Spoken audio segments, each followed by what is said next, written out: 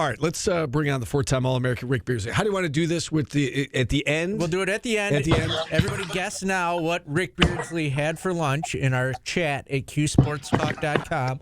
If you guess correctly, you're going to the NC State game. Bubblicious ACC tournament game. Yes, it is. All right, so we will ask Rick at the very end of this interview, and he will reveal what he had for lunch. All right, Rick, we're going to start by talking some lacrosse, obviously. And, losing to Maryland was one thing, top 10 opponent on the road, bad weather. I think there are reasons why they lost that game. What do you make of what you saw Saturday against Harvard? Well, I've thought about it a lot since Jordan hit me up. And Steve, we've always talked about, remember when Mooney used to tell me I was always being too mean, right? So I'll try to be as blunt but as nice as I can for those that are listening, probably going to be disappointed.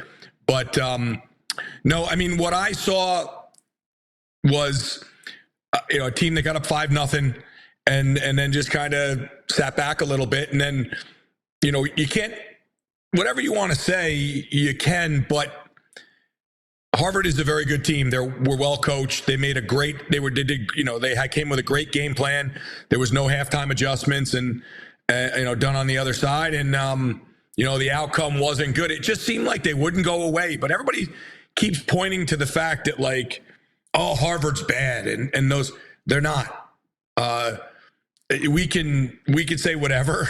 They're a good team, and should Syracuse have lost to that to Harvard? No, it's a horrid loss. Let's speak the truth between us, right? For Syracuse fans, that's a bad loss, right? For everybody else in the world that seems to hate on Syracuse, it's a great loss, right? They want to now, just kick Syracuse while it's down. And I do think that it's a little bit early to press the panic button. But again, I mean, I've been on the other hand, on the other side of this, where you started out with a losing season and things turn around. You look at the final stats, and, Syracuse was 28 of 32 in faceoffs. You've been around this game a long time. Have you ever seen a team dominate the faceoff X like that and lose the game? Nah, not much, to be frank with you, Steve. I haven't seen that. And like I said, it just seemed to me like Harvard just wanted it more. I mean, D guys were laying out, end of the game, Billy Dwan got a shot off as regulation was hitting, and it hit a D guy. Owen Hiltz on the man up when Syracuse got man up. D guy took it, soaked it, but the possession battle, it was just lack of execution. And if you look at the stats, that was the one glaring thing, as you're pointing out. But it wasn't like clears were bad. It wasn't like shots on goal were bad. It wasn't like saves were that lopsided. I think it wasn't a game of runs, obviously, but I have never in my life witnessed a college game be a loss with that much of a lopsided at that level of Division I, if that makes sense. Yeah, no, I mean, it makes perfect sense. Top 20 battle, both teams in the top 15, and Syracuse wins 28 of the 32 faceoffs, ends up losing the game. What about on the other end of the field, Rick, the defensive end? And Jimmy McCool got the start, to start the season. Obviously, was replaced in this one. Was struggling, especially with low shots in this game. Do you think he's still the guy moving forward? What adjustments? I guess you being a defensive guy, what adjustments would you make on that end of the field? I mean, I was sitting in a box, actually the Galaxy Communications box with Pat Mooney, and I was sitting with Charlie Lockwood, and as well as Jamie Archer, the James Earl DeWitt head coach, who former All-American at Syracuse, those guys, and we were all teammates, and we were talking about the one thing we noticed defensively was that Syracuse slid. They didn't need to slide the matchups, I didn't think, and they slid fast and created offense. I also think, and we all said it, we weren't sure about pulling McCool. I don't know if he was really the issue, right? Whether he was making saves or not. I think he made the saves he needed to make, and he missed some saves that, they were pretty good shots. I think Syracuse's defense helped create offense by sliding so quickly, and it was vice versa on the other end, where the game plan for Harvard was they just sat back and said, hey, Syracuse, beat us, man, to, one-on-one. We don't think you can break us down. And we're just going to pack it in and see if our goalie can make some saves. And after those first 5 shots, he made a lot of them, that Harvard goalie. All right, looking ahead now, Syracuse hits the road, heads out west. They've got a game in Salt Lake City, Utah on Saturday against a 1-3 team, and then home for Hopkins. The way the schedule was setting up, it potentially looked like this might be a trap game, but given the fact they've lost 2 in a row, I'm sure Utah has their full and undivided attention, yes? Yes, but Syracuse, guys, that's a long trip. It's going to be a packed stadium. Utah was ranked in the top 15, I believe, or top 20. At the beginning of the year, they stumbled by a few goals. They're very well coached. That is going to be one heck of a game, and you can't look past them. I do think that Syracuse dug themselves a little hole with this loss. That is, you now have to kind of win out a couple of things. You got to win some games that nobody was picking you to win. Especially now, and in order to get in the playoffs. But Utah's good.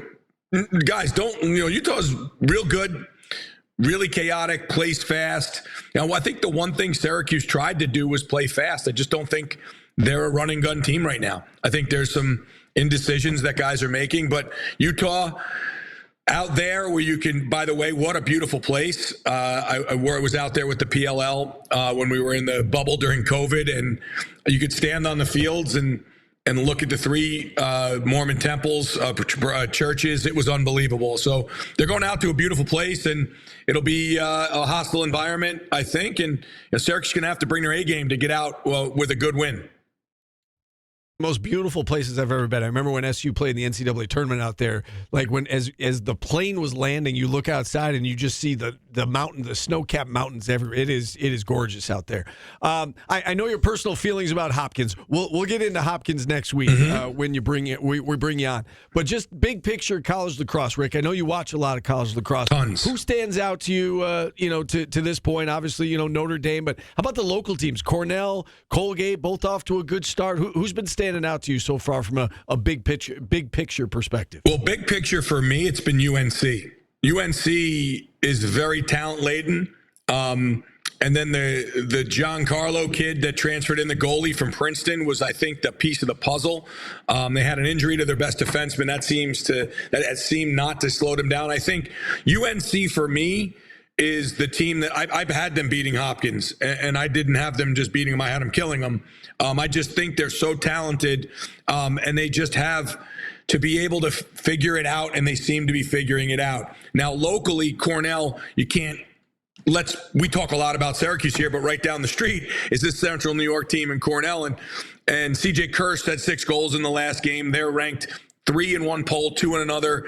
They're really good. Connor Busick is an incredible coach, young mind, really on the cutting edge of what they do offensively. And defensively, they're long, they're smart, they're strong.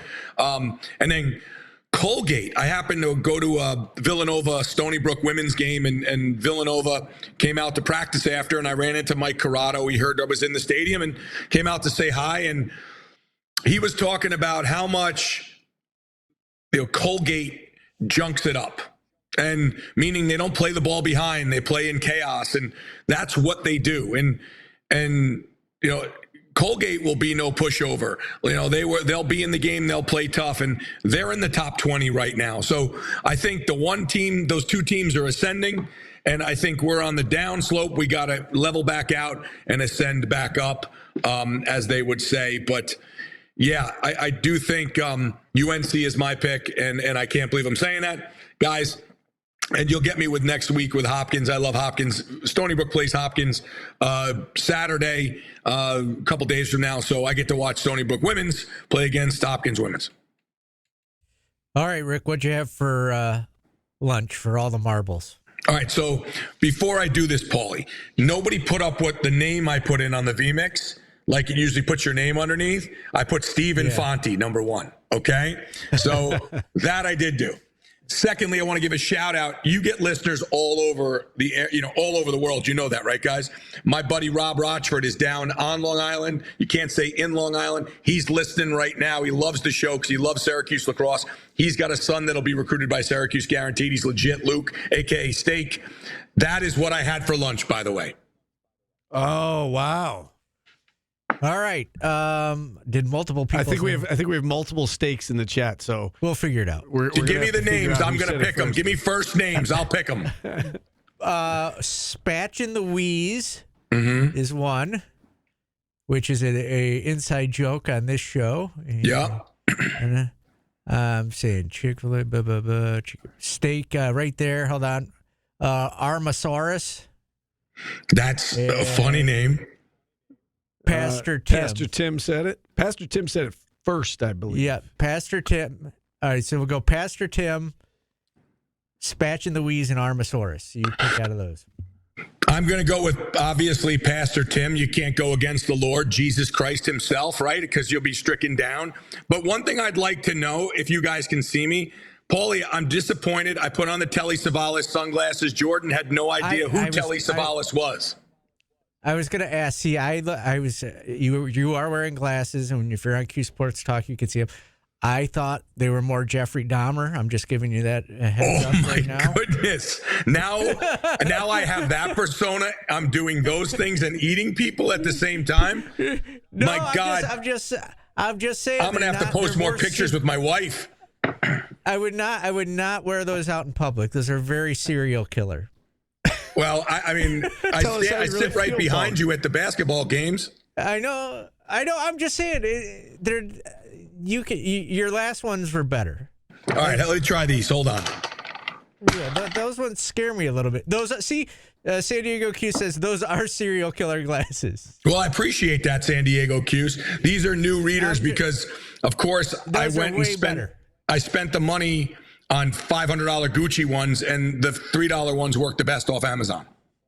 You are very handsome in those. You are. I like those too. Does it bring out the roundness in my face, guys?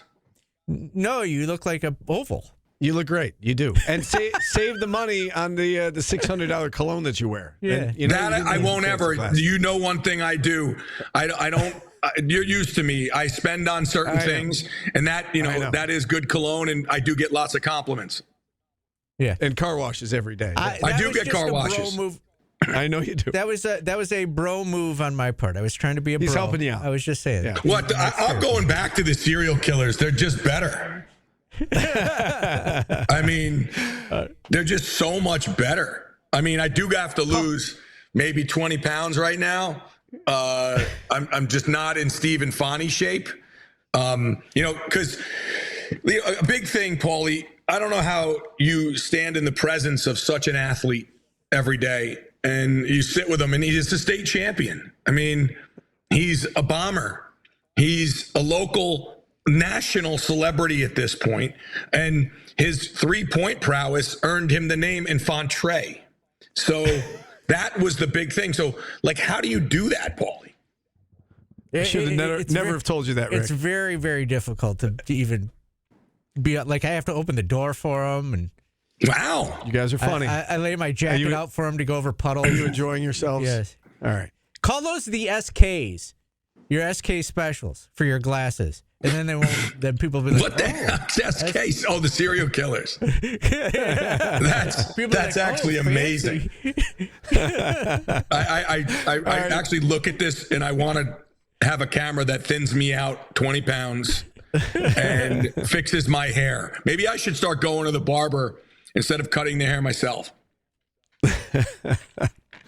Rick, the people on the social media are now going to be like, Paulie, let Rick go off track and didn't talk lacrosse the whole time. I'll talk as much lacrosse as you want. I can say this: Syracuse is not. They shouldn't have to hit the panic button. I've spoken to those kids.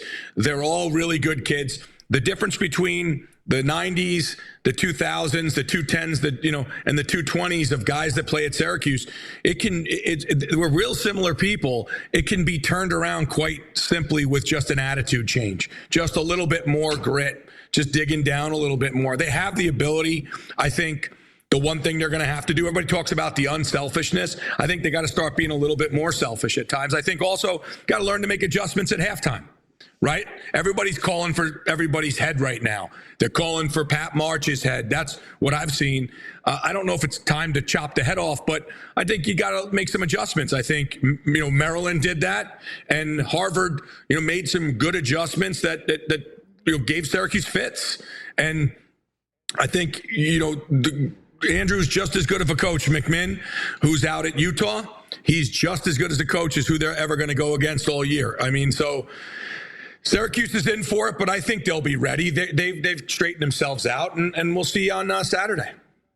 Yeah, a lot of lacrosse obviously left to be played. Still February. The goal is to get to the end of May and still be playing. Rick, thanks so much for the time as always and the insight. Be well. We'll talk again next week leading up to Hopkins. You're the best. Boys, Rick. thanks. Enjoy. Have a great one. I will eat something better than steak next week. I was driving from New York this morning. Better than steak. I know, right? Kind of By the way, How does it get it better was, than steak? All right, just so you know, it's locally owned, locally raised. We'll open up the phone lines the rest of the way. 315-437-7644. We're back after this on ESPN Radio. Threw away steak. Why is that funny?